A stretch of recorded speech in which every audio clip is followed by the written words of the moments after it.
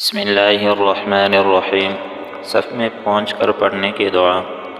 حضرت سعد بن ابی وقاص رضی اللہ تعالی عنہ سے روایت ہے کہ ایک شخص نماز کے لیے آیا اور نبی کریم صلی اللہ علیہ وآلہ وسلم نماز پڑھ رہے تھے۔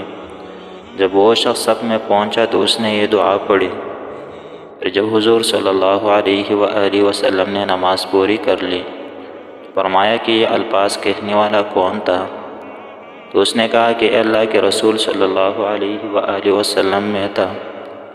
تو آپ صلی اللہ علیہ وآلہ وسلم نے فرمایا کہ پھر تو تیرے گھوڑے کی ٹانگیں کاٹی جائے گی اور تجھے اللہ تعالیٰ کے راستے میں شہید کیا جائے گا۔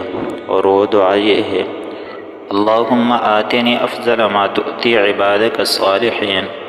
اے اللہ، آپ اپنے نیک بندوں کو جو عطا فرماتے ہیں اس میں سے افضل چیز مجھے عطا فرما۔